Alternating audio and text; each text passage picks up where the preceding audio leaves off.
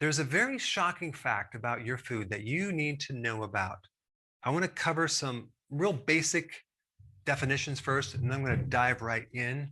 If you look at the back of any label of any food that you eat, there's something called nutrition facts, okay? Which is fascinating because these are not facts at all.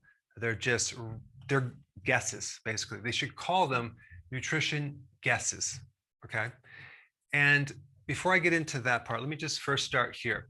You probably remember these things called RDAs, recommended dietary allowance. It means how much of a certain nutrient you need based on your age, if you're male or female, if you're pregnant or lactating, okay? And then you have something called AI, adequate intake. That is how much of a certain nutrient you need to prevent an obvious deficiency, okay?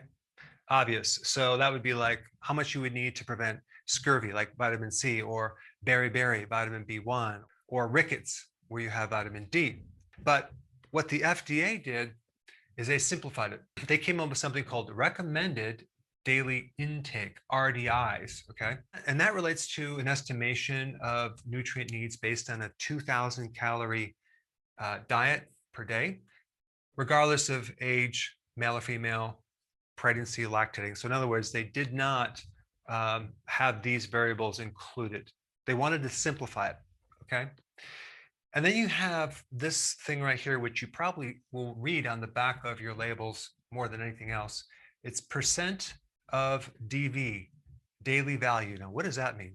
Well, that gives you a percent of a given nutrient as it relates to the RDIs, okay? So if you look in the back of the label, you'll see percent DV, and all these different percentages like 5%, 10%, 30%. And the ones I really want to focus on are the ones that relate to like vitamin A, vitamin B, vitamin C, etc. So for example, like one serving of something will give you like 30% of your vitamin A needs, okay? So that's really what that's all about. The big problem with that is this: it's just a guess. Number one, they don't factor in your age. Young people need different amounts than adults versus old people. Women need different amounts than men. Men need more zinc.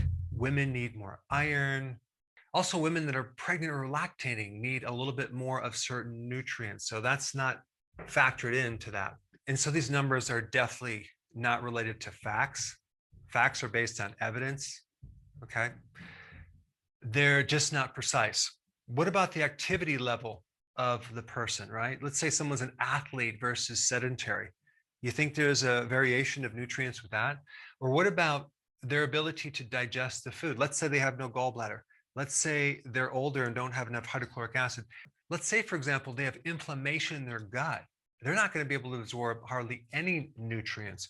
Or let's say that the food that they're eating is a grain with phytic acid, which blocks zinc. So that's another huge factor, because if you eat that food, it's not going to be absorbed.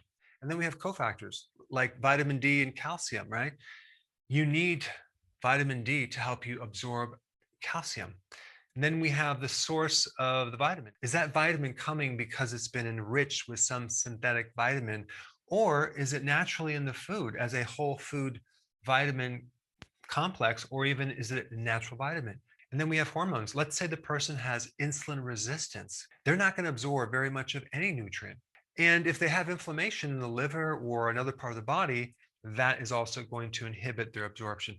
The more stress they have, the more they're going to have vitamin deficiencies and a greater need for certain nutrients, especially the B vitamins. The less sleep they have, the greater the need for nutrients. If they're a diabetic, it's a whole different picture of what kind of nutrients you're going to need, as well as the absorption.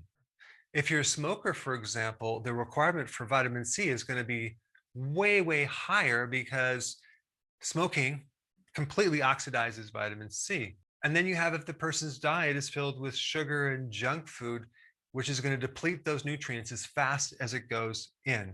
And lastly, we have the bioavailability. Let's say that iron they're talking about comes from spinach and not from red meat.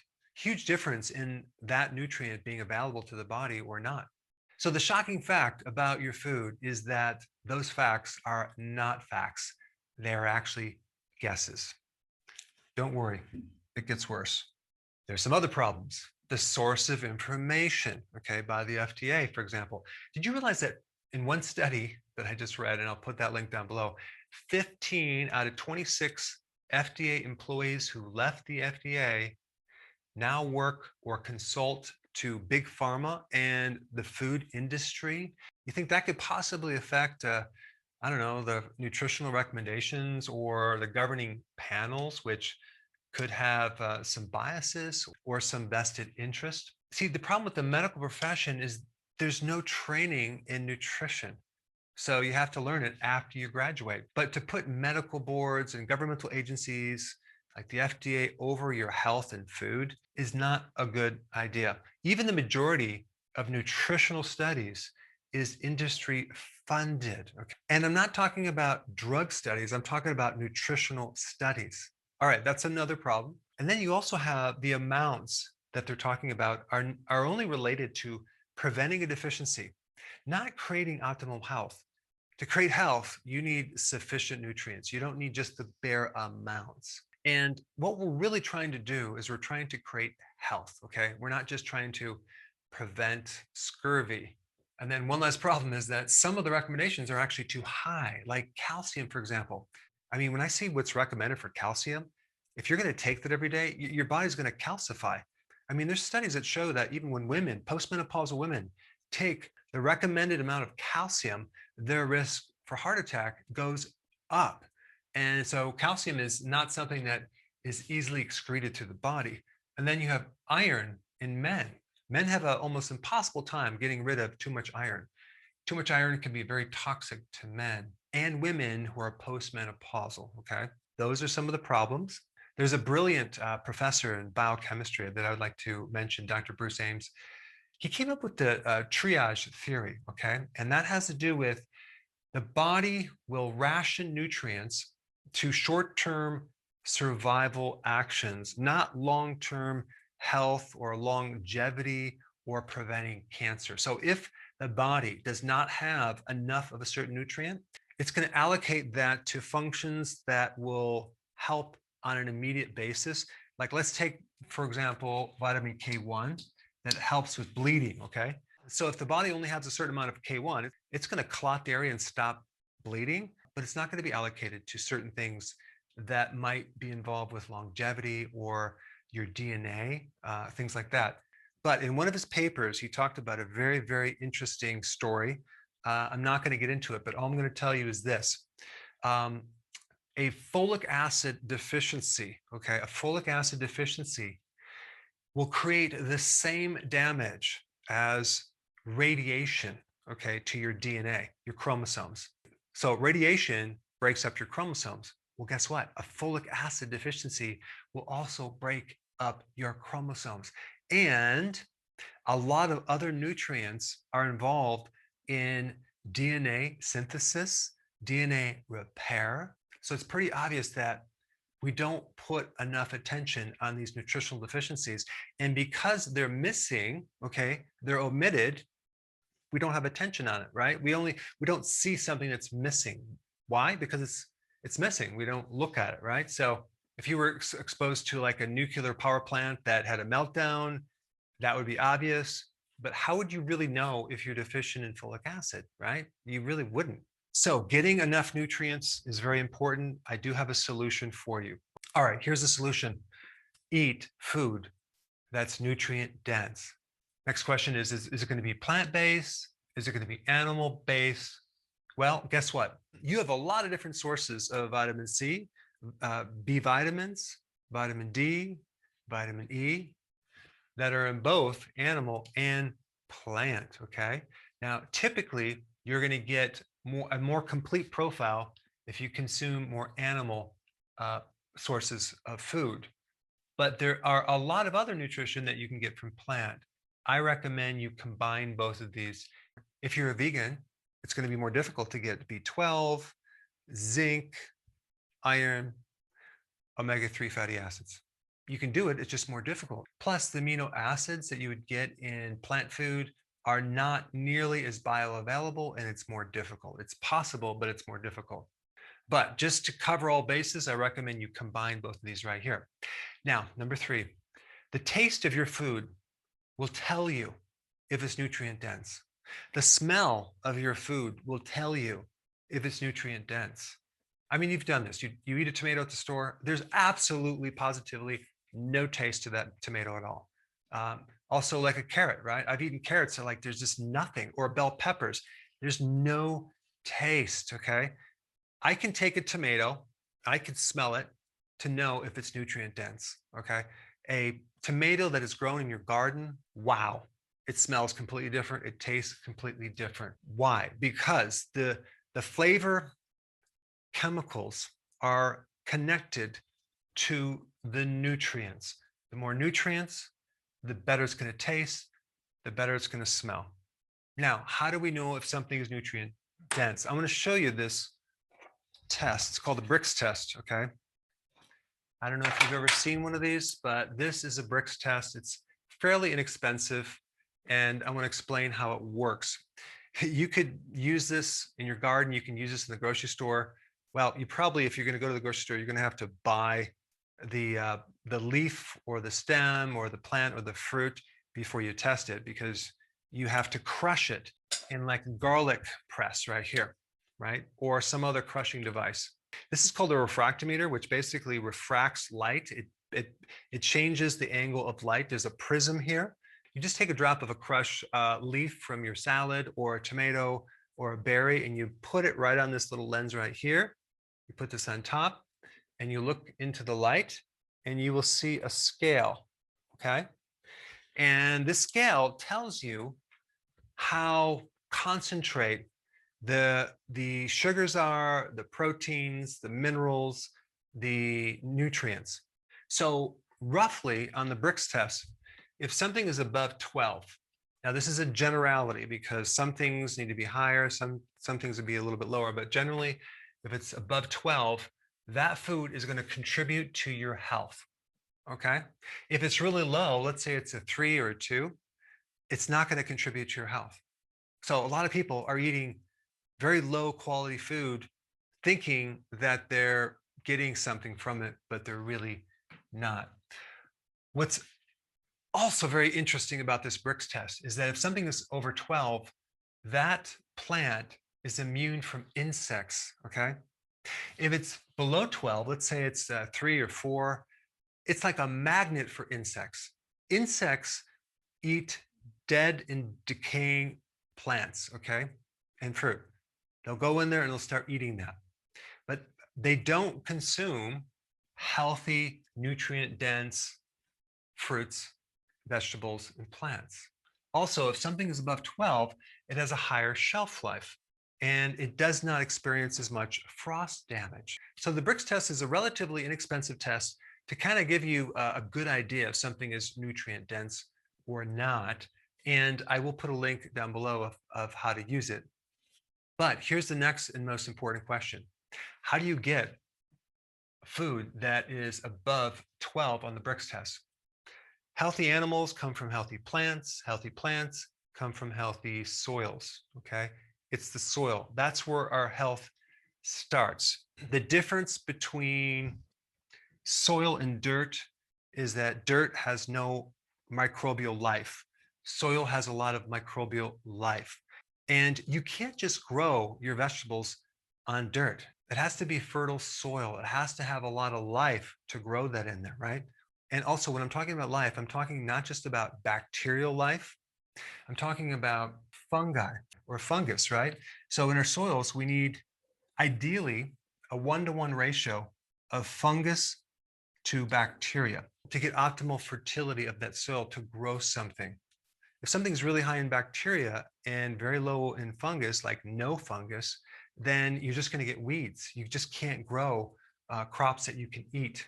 Now, the big problem is if you want to grow food in your backyard, or if you have a farm, okay, you have to do soil samples, right? And you have to send them out. And I've done that. And soil samples are not cheap. You have to send it to the lab. Sometimes it takes like, I don't know, almost 2 weeks or longer, and it's expensive. I remember I sent something out and it was like $600, right? Very expensive. I found a really amazing test that you can do at home on your garden or on your farm, and it's called the microbiometer. Okay, this is a very inexpensive testing kit that can measure two very important things. It measures the quantity of microbes in your soil, like the concentration of microbes, how much life it has. And so it needs to be like over, 400, 500, 600.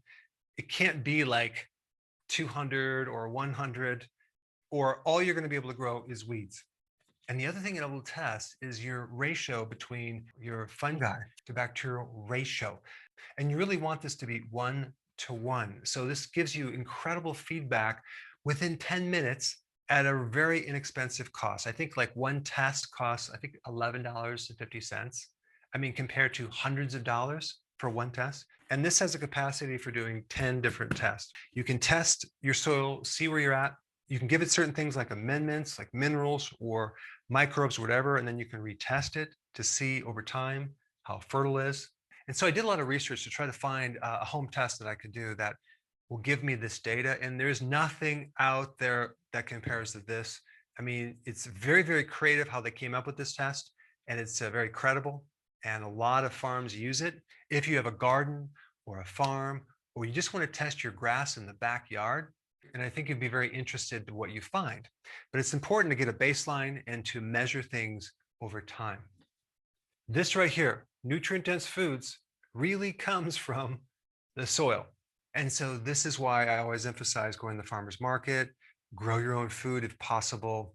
Definitely do grass-fed, wild-caught, organic as much as possible. So I have a special guest. I was able to get the president of this organization just to ask her some quick questions. It's Laura Decker, as well as Marissa, their soil scientists. So I'm excited just to kind of dive in and get some additional questions related to this microbiometer, which, first of all, I just want to say a person's health is dependent on the plants and animals they eat, and then the plants and animals are dependent on the soil, the health of the soil. And the difference between soil and dirt is that soil is alive, and the more life it has, the better.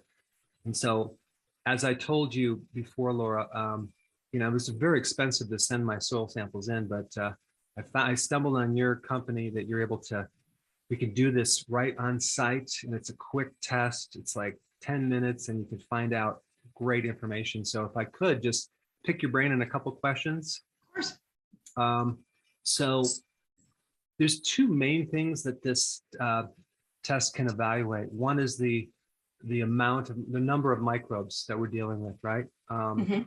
So as far as your experience working with other people around the world with this great tool, are you finding some interesting things related to, does it correlate with the number of microbes and people saying, well, yeah, my crops were getting insects and I'm having problems with this, or the fertility of the land and the things that they grow on them?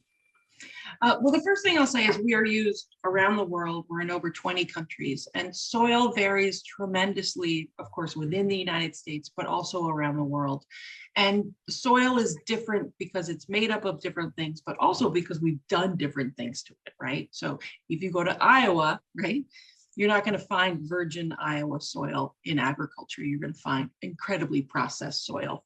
If you go to other countries, you'll see. So to sort of say what's normal soil is very unusual. And soil, like you said, is obviously, it's got a mineral and a component, but it also is living. It has microbes, it has worms, it has air, it has all kinds of things in it. And so what we found is most people who use the kit understand that microbes vary throughout the cycle and the year. They're impacted by how we treat the land and what we do to the land, right? We know that extensive tilling sort of destroys your fungal content, which builds soil structure, which makes your soil, ironically, more compact, which means you have to till it again, right? I mean, it's you're either in a virtuous cycle or a vicious cycle. And so what we have found is people use the test the most to evaluate their change in practice, right? So they're going to biostimulants. They're using either oxygenated water or they're using maybe an algae component. So a lot of the times, the things that we see make the most difference in microbial content are things that feed the microbes, right? So there's microbes everywhere, right? You don't necessarily have to put them into the soil because they're all over, right? As COVID taught us, germs are everywhere, but they're bacteria, it's fine. But if they're not growing in the soil, it's because they're not being fed, right? We've done things to the soil to make it have very low organic matter, to be very compact, right? To not have air, to be so compact that water runs out. So it's either too wet or too dry. So when people do things to feed the microbes, right? The microbes will flourish. You can't just throw live microbes on soil that can't sustain life. It doesn't work. So that's how we find that people use the test the most, to say, okay, I know I need to change it. There's no formula, right? The formulaic method of agriculture, which is throw down NPK, it is not working. And there is no one way to fix the soil around the world. It's very, very particular, and it's an art and a science. And we developed the test to be used on fresh soil because you're testing living things, right? You send it to the lab, they dry it and freeze it. Who knows what happens to the microbes? And we also test dormant microbes. So you do know that when microbes die, they'll either die and sort of fall apart, or they'll spore, be dormant. And then they reproduce every 15 minutes, right? So it doesn't take much if you feed them and get the right conditions. As Dr. Fitzpatrick used to say, they have a lot of sex. They reproduce tremendously. So if you get the conditions right, you can do it. And people use the microbiometer to say, okay, I did this treatment. What was the change? Not, do I have a good number? Am I done? But what is the change through my practice that I can see often and quickly? So there's a very long answer, but. Hey, well, you sent me a really good simple chart, and it's on your website now. I found that you could just kind of gives you a reference of what is good, bad, and terrible. Yeah. So you can kind of start with something and you can progress. But in different parts of my property, because I'm living on a farm right now, I mean, you test the soil where I have all the weeds that no grass grows. I mean, it's just heavy on bacteria. So that brings up the next question. We have this ratio of fungi to bacteria. Just tell us a little bit, how important is that if we're trying to grow something in our garden? Yeah. So what we know, and there is material out there that's way better what I'm going to say, but we know is that in all soil there's fungi and bacteria. They don't necessarily compete with each other all the time, but we do know that fungi are important for building soil structure. So they're the ones who make it possible for the soil to be aerated, to hold on to water, right? And for roots to grow more easily throughout the soil. We also know that if you're growing food, that fungi do a lot of immune work for the plant. And that immune response that the fungi helps the plant is what sort of brings the antioxidants into the plant, right? That we then want to eat because it helps us in our immune system. So people want a lot of fungal content because it helps build soil structure, which is a virtuous cycle. It improves the taste and the quality of plants as well. And it gives things into like different tastes. So that's why a lot of organic food will taste better, because it has higher fungal content. Now, you can also throw down a lot of mycorrhizal fungi. You can inoculate the soil with fungi. But again, if your soil cannot support those, they won't cultivate. So a lot of people in agriculture want a 1-to-1 ratio or better. When I took like 7 different samples the other day, and I have recorded, like, it's quite, one part of your yard is one thing. It can go all the way to this side. And also I tested something in the woods. It was interesting. It was a great experiment to do that. I'm going to be doing my own experiment to see if I can get this good ratio of 1-to-1, because I was really heavy on the bacteria. And hardly any fungus. So you're trying to grow crops or vegetables. It's just not easy. And you can, but they're not going to taste like anything. because Yeah, and it's interesting that you're using the forest, because in a forest, there's so much differentiation, even in a small area, between fungal and bacteria, because different things are growing naturally. So people test it for forest, but you'll find a big variation right by a tree, you know, in an area where sun hits. But it is really fun to see the difference in what agricultural soil biological life looks like and what forests look like as well. Well, I'm just glad that you guys came up with this very creative, ingenious test to be able to just quickly test something without having to send it to the lab. Because, I mean, it took me, I think, 2 weeks to get my lab report back. I mean, first of all, in the mail, by the time it gets there, I don't know how many microbes are going to be left alive. So for those of my viewers that have gardens or farms, or just you'd like to test your grass in the back of your yard, Laura was so kind to give us a coupon code with 15% off. So if you want to get the kit, it's already very inexpensive. And I think one kit will do 10 tests. So I'm going to put the coupon code down below with the link. So if you guys would like to get one, you can get one and check it out and do your own experiments. But you can't really improve soil if you really don't have a reference of where you're at. So this gives you an inexpensive way to test it. So I happened to just be looking for something like this, and then you guys popped up, and I was like looking for quite some time to find out how I can check, you know, the soil. But the only thing you can find out there is like pH testers. You know, you can check the current in the soil, and maybe there's some like you can check NPK. You know, but microbial life, I don't think there's anyone out there that has a test that you can actually just bring right to your backyard. Yeah, thank you. I appreciate it. And anyone who gets a test that has questions, our company is very small. We're located in New York. We do everything ourselves. And we love to hear from people. We're also working on a new release of the app that's going to be a better calibration to get more detailed testing.